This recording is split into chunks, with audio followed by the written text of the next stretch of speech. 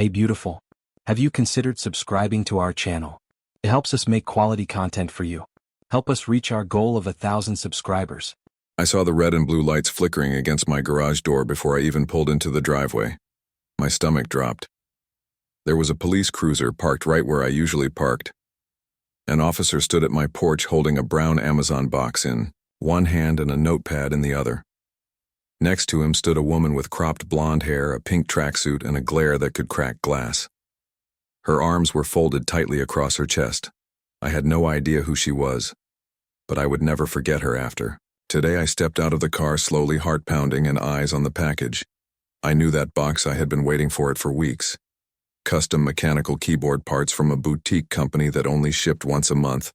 $600 gone. The officer raised a hand to stop me as I walked up. The woman scoffed loudly. She pointed at me like I was a raccoon digging through her trash. "That's him," she said. "That's the guy I saw take it from 2115 this morning." I blinked. "I live at 2115, I said slowly.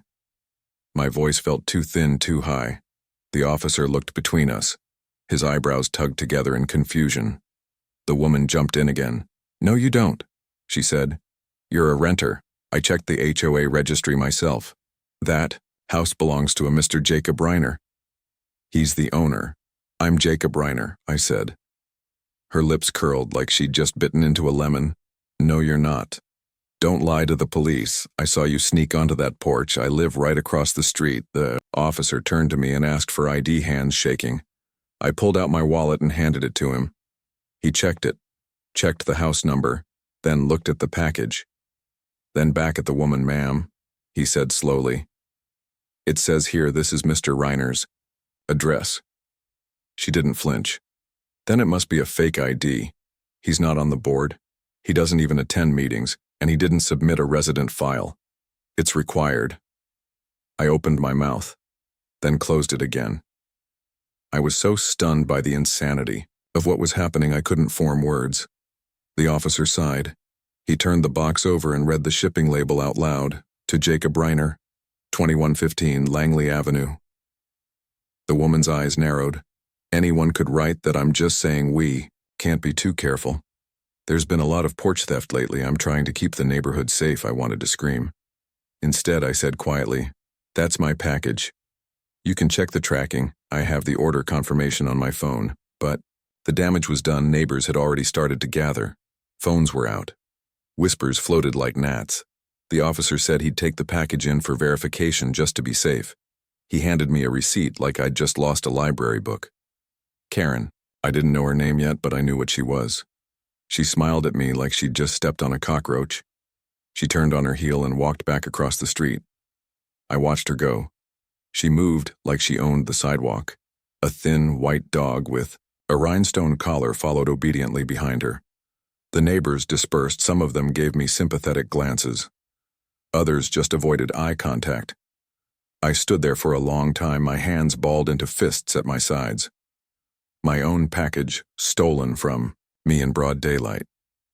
By a stranger with a title and a clipboard later that evening after the worst of the shock had worn off. I looked her up. Her name was Karen Doyle, president of the Langley Hills Homeowners Association, former real estate agent, local busybody. She'd lived in the neighborhood for over a decade and acted like she'd built it with her bare hands. The HOA site had a members forum. Her posts were everywhere.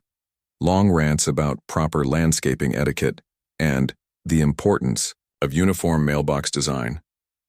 Her most recent one from just 3 days ago read, "Let's stay vigilant, neighbors. We've had 2 packages go missing this month. If you see someone unfamiliar loitering, report it immediately."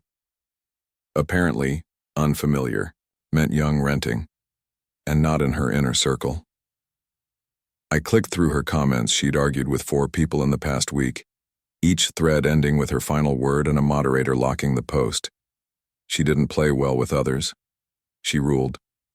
Sat in the dark for a long time, phone screen glowing. My dog Luna rested her chin on my foot, sensing my tension. I reached down and scratched behind her ear. "I didn't even do anything," I whispered. She whined softly in agreement. The next day, I got my package back. No apology. The officer just dropped it off, said it was cleared, and that I could contact the station if I wanted to file a formal complaint. He sounded bored, like this was a waste of time, like I had wasted his time as I carried the box inside. I noticed Karen standing on her lawn watering fake flowers. Her eyes followed me. She smiled again, the same tight, satisfied smile as before. She raised her hand and gave me a little wave. I closed the door with more force than necessary. My hands were still shaking.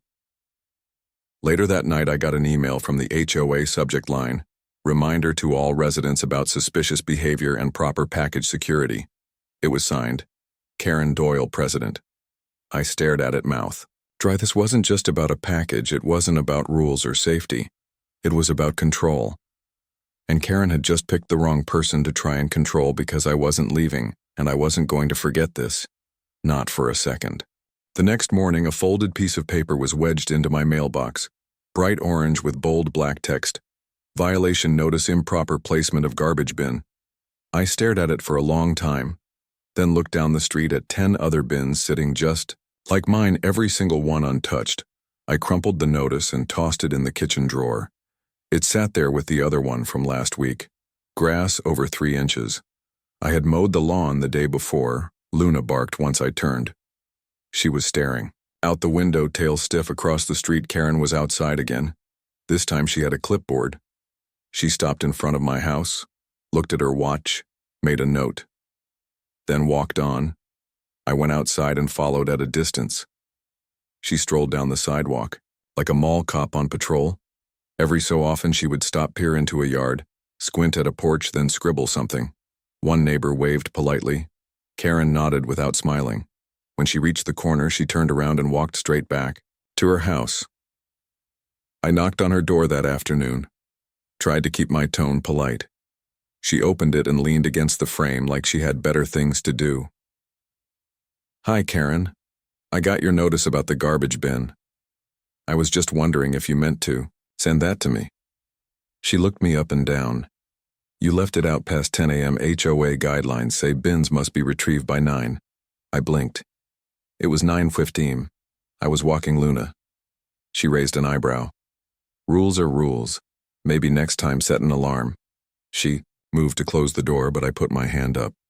"I also wanted to ask about the police, about the package. I feel like there's been a misunderstanding." She laughed. A sharp, dry sound. Misunderstanding. "No, dear, I saw someone suspicious take a package from a house. I did what any responsible neighbor would do." "It was my house," I said. "My package." She tilted her head. "Well, I didn't know that. Like I said, you're not on file. We require residents to submit a photo and contact information for safety reasons. I wasn't told that when I moved in." "Not my responsibility," she said and smiled. "Maybe next time read the handbook." She shut the door. No goodbye. That night, another email landed in my inbox. This time, it was a reminder about leash lengths in designated pet areas. Attached was a blurry photo of me walking Luna leash tight, but apparently not HOA standard. Length, I started to keep track. Each petty notice, each passive-aggressive email. Each time, Karen walked by with that smug little clipboard. There was a pattern. She never bothered the retired couple across the street. Never said a word to the 2-story house with the unmowed lawn and gnomes. But me. She was relentless. I tried talking to a neighbor. A young woman named Trina, 2 doors down. She was cautious, glanced over her shoulder before speaking. "She's like this with all the renters, especially if you're young or single. She thinks we're lowering property values," I asked. If anyone ever pushed back, Trina shrugged. "She's been here 15 years, runs every board meeting. She even rewrote parts of the community charter. Most people just try to stay out of her way." The next week was worse. Another violation. Alleged. Noise complaint. I was watching a movie with headphones on, then the real bomb dropped. I was sitting at my desk when Luna barked, sharp and panicked. I looked out the window. An animal control van was parked out front. 2 officers stood on the lawn. Karen was talking to them, gesturing toward my house. I opened the door. Tried to keep my voice calm. Is there a problem? One officer nodded. We received a report of a potentially aggressive dog. We're here to investigate. I stared at Karen.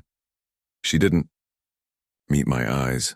She was too busy stroking her dog's head like a saint. She charged at me yesterday right off the leash. Karen said. She growled and lunged. I was terrified. That's a lie, I said. Luna stood behind me trembling. She was barely 30 pounds and had never bitten anything but a tennis ball. Karen clutched her pearls. I'm just trying to protect the neighborhood. We can't ignore a dangerous animal. The officers inspected Luna, asked questions, left with a warning, and a pamphlet about leash laws. Karen smiled the whole time. That night I sat at my kitchen table staring at the stack of notices. Something inside me shifted. This wasn't just about rules. This was targeted. Karen had decided I didn't belong, and she wasn't going to stop until she chased me out. I opened my laptop, pulled up the HOA site, clicked through public records, financials, meeting notes. I started reading everything. Then I started planning. Because if Karen wanted a problem, I was going to give her one she couldn't handle, and I wasn't going to play fair. By the end of the week, I knew more about Karen Doyle than I knew about most of my friends. She had been HOA president for 7 consecutive years.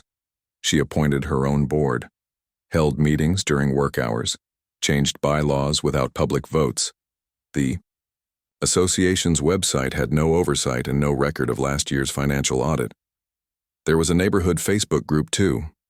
Private invite only, moderated by Karen herself. I created a fake profile, used a stock photo of a smiling dad with a golden retriever, named him Brett. Brett sent a request to join. He claimed he was moving into the area and wanted to understand the community. Karen welcomed him with a string of heart emojis and a digital brochure. Brett asked questions. What were the community standards? What were the perks? How were funds allocated? Karen was happy to share. She loved the power. She posted charts and old photos, talked about a new neighborhood beautification fund, $10,000 earmarked for decorative street signs and upgraded lighting. Brett asked who managed that. She said she did. Of course she did. No committee. No vote. No contractor name. That was interesting. I checked the county website, filed a request for public records. Within 48 hours, I had scanned receipts for the last 3 HOA expenditures, all of them issued to a company called Dilex Management. A quick search pulled up the address, Karen Doyle's home. There it was, plain as day. She'd been using HOA funds to pay her own LLC, probably inflating costs and pocketing the rest. That wasn't a violation. That was fraud. I screenshotted everything, saved copies to a flash drive, backed it all up to the cloud. Now I just needed a stage. I waited 2 weeks, carefully quiet. No responses to her emails. No more questions from Brett. Just silence. She sent another violation, hedges uneven. I trimmed them to perfect symmetry and let her watch from across the street. She waved. I smiled. Then I got an email about the next HOA meeting. Karen had scheduled it for Thursday at noon. Like always, buried in the community center schedule between watercolor class and toddler yoga. I took the day off work, wore a plain button-down. No emotion, no edge. I walked in and counted 6 folding chairs. 4 were filled. Karen sat at the center with her clipboard and coffee. Her dog rested in a stroller beside her like royalty. She barely glanced at me, probably assumed I was there to listen and leave. But I had no intention of staying quiet. The meeting started with a roll call. Then Karen launched into updates about landscaping contracts and mailbox repairs. I raised my hand. She paused mid-sentence. Yes. Jacob, is it? I nodded. I have a few concerns about transparency, especially around the beautification fund. Her smile faltered. She adjusted her glasses. That's been handled according to HOA protocol. If you have questions, you can submit them in writing. I have. 3 times. I said, no response. Also, I noticed that the fund's contractor is Dilex Management, which is registered to your address. The room stilled. Even the woman with the toddler looked up from her juice box. Karen's face went pale. That's not illegal. I disclosed it during the March meeting. The board approved it. There's no record of that meeting. No minutes, no signature, nothing filed with the HOA registrar. She opened her mouth, closed it, laughed dry and hollow. This is ridiculous. You don't know how these things work. You're not even a full member. I am, I said. I bought the house last month, filed all paperwork, and according to the bylaws, any member can motion for a review of board conduct. The old man in the back nodded. I second that motion. Karen turned sharply. Harold, seriously. He shrugged. Been waiting 5 years for a damn gutter repair, go on, kid. I pulled out a flash drive. This contains documentation of irregular fund usage, conflict of interest disclosures, meeting schedules that violate resident access laws, and correspondence that suggest retaliation against individual members, specifically me. Karen stood. Her voice shook. You're fabricating all this. You're trying to slander me because I caught you stealing a package. I have body cam footage from the responding officer confirming my identity and ownership. I also have emails you sent suggesting targeted code enforcement. Someone muttered under their breath. Another stood and walked out. Karen's smile collapsed completely, stepped forward. This isn't just about me, it's about every person in this neighborhood who's been too afraid to speak. You've used this HOA as your personal fiefdom. You've stolen money, harassed residents, and lied about your authority. Karen grabbed her coffee, spilled a little. Her hands trembled. I turned to the room. I'm filing a formal complaint with the State HOA Oversight Board, and I'm starting a petition to remove her from office. Anyone who's interested can sign it after the meeting. Karen didn't speak. She just sat. Rigid, breathing hard, I walked out into the sunlight. Neighbors followed. I heard murmurs, questions, then clapping, slow and scattered, but real. The war wasn't over, but the tide had turned. 2 days later, the neighborhood was buzzing. Someone had leaked the petition online. A screenshot showed over 60 names. It had been shared in group chats on the unofficial community page. Even printed out and taped to the bulletin board in the clubhouse. Karen posted a response that afternoon. A long rambling email with words like defamatory, baseless, coordinated smear campaign. She accused me of manipulating residents, of falsifying documents. She ended it with a warning: legal action would be pursued. I posted the audit trail, the business filings, the county records. Then I posted the screenshot of her email threatening me for exercising my rights. That one went viral. 3 hours later, she was locked out of the HOA Facebook group. The moderators had voted her out. Apparently, Brett wasn't the only fake account watching her. I heard from neighbors I hadn't even met. People telling stories. How she fined an elderly couple for planting wildflowers. How she called code enforcement on a teen for selling lemonade. How she told a new mom her stroller was a fire hazard on the sidewalk. She had ruled with fear. Now that fear had flipped, by the end of the week, a formal recall vote was scheduled. Open to all verified members, anonymous. Ballots, independent oversight. Karen fought it. Tried to cancel the meeting, claimed the process was invalid. Even tried to call the police again. This time they didn't come. The vote was held in the gymnasium at the community center. Rows of chairs, 2 ballot boxes, stacks of printed ballots. People came in waves, some angry, some smiling. All of them ready. I stood in the back, watched each vote drop into the box like a nail in a coffin. Karen showed up late, wearing a scarf and sunglasses like a celebrity on trial. She walked straight to the front, tried to take the mic. The moderator refused. Cited protocol, said all speaking slots were closed. She shoved a clipboard into his chest. He handed it back without looking. She turned and faced the crowd, pulled off the glasses. Her eyes were red. Her voice cracked. You people don't understand what I've done for you. I built this community. I protected it. I gave it standards. Someone coughed. Someone else laughed. I kept the crime down. I kept property values up. And this is how you repay me with lies and betrayal. She looked directly at me. You're a virus. You come in here with your dog and your smug attitude and your files. You think you're better than me. You're nothing. You're nobody. I didn't move. Didn't speak. Just watched her unravel. The moderator cleared his throat. The vote stands. Ballots will be counted immediately. Results posted online and on the bulletin board within 24 hours. Karen didn't wait. She stormed out, pushed past two kids on scooters and vanished into the parking lot. The next morning, the results were posted. 87% voted for removal. Karen Doyle was no longer HOA president. A special election was scheduled. For the following month, in the meantime, the acting president was Harold, who had already promised to review all outstanding complaints and financial records. The neighborhood felt different. Brighter, lighter people waved, talked, walked slower. Someone chalked "No Tyrants Allowed" on the clubhouse steps. Someone else added a drawing of Karen's dog in a crown. I got 3 thank you cards, 1 handwritten letter and a potted plant. But the best part came a week later. A news van pulled up outside Karen's house. Apparently, someone had tipped off a local investigative team. They wanted to talk about HOA fraud and financial abuse. Karen refused to come to the door. But the story ran anyway. It ended with a shot of her porch. Empty flower boxes, faded welcome mat. 2 days after that, a moving truck arrived. She was gone by nightfall.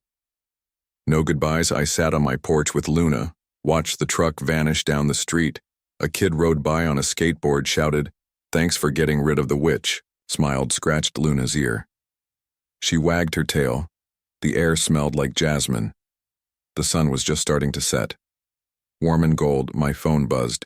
A neighbor asking about starting a real dog park committee. No fines, no threats. Just an idea, I typed. And then I leaned back, closed my eyes. For the first time since moving in, it felt like home.